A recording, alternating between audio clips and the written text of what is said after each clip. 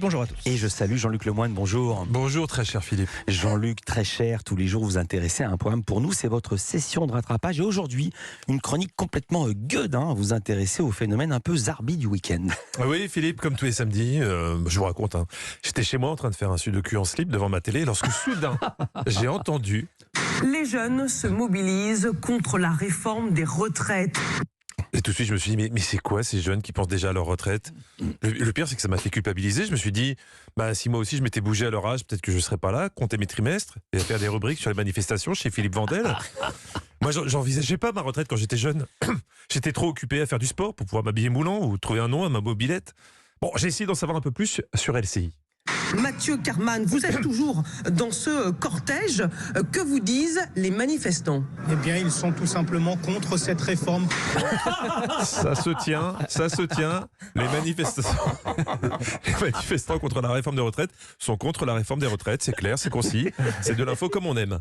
En zappant, je suis tombé sur l'envoyé spécial de BFM qui n'avait visiblement pas l'habitude de se frotter à cette partie méconnue de la population, les jeunes. C'est vraiment le mot d'ordre de ces jeunes que vous apercevez derrière moi. Je suis assez surpris parce qu'ils sont vraiment assez jeunes. Moi, j'ai croisé jusqu'à présent des gens qui avaient 17, 18, 19 ans. Oui, des jeunes. C'est assez rare dans notre pays, parce que moi je connais des jeunes plus proches de la soixantaine, comme vous Philippe.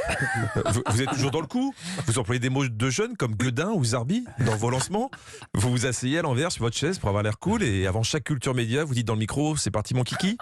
C'est ça la jeunesse, alors que des vrais jeunes de 18 ans c'est choquant. Au fur et à mesure que la journée avançait, ça devenait compliqué pour les reporters qui couvraient la manifestation et pour certains comme Anthony Lebos, ils ne savaient plus à qui s'adresser. Oui, la députée écologiste François Rogol qui marche au rythme en fait du camion qui... Vous m'avez appelé. J'ai dit François, pardon. Sandra Rogol. Oui.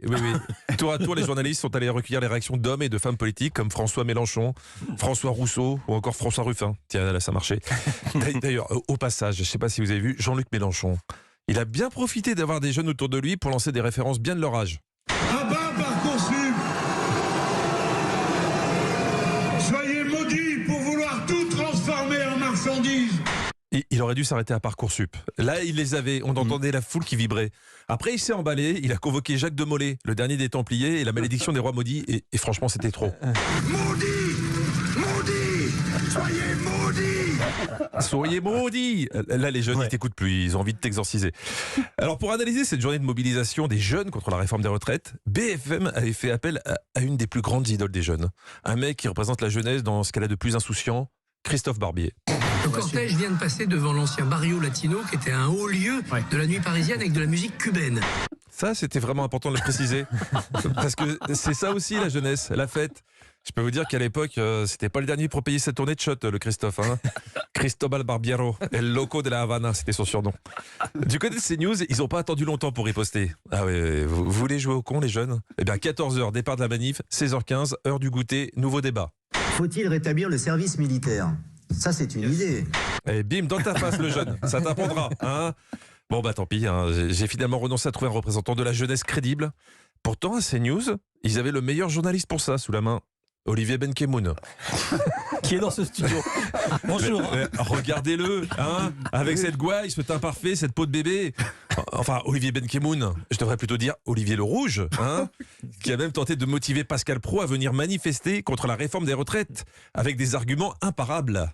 Les grands mouvements sociaux ont provoqué des grands baby-booms, parce qu'on se rend compte dans les manifs.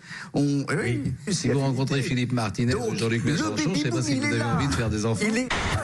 Moi aussi, j'ai failli me faire avoir. Moi qui pensais que vous étiez concerné par votre retraite, alors qu'en fait, c'était juste pour pécho. C'est l'amour. Quand Jean-Luc Mélenchon a entendu ça, il était très choqué. Il a un message pour vous, Olivier. Soyez maudits ! Soyez maudits ! Maudits ! Rassurez-vous, il ne le pense pas. Il était juste un peu énervé. Merci beaucoup, Jean-Luc Lemoyne. À demain, on vous retrouve chaque jour dans Historiquement Vôtre. Ça sera de 16h à 18h avec Stéphane Bern sur Europe. Et puis, vous serez en spectacle le 3 février en Corse.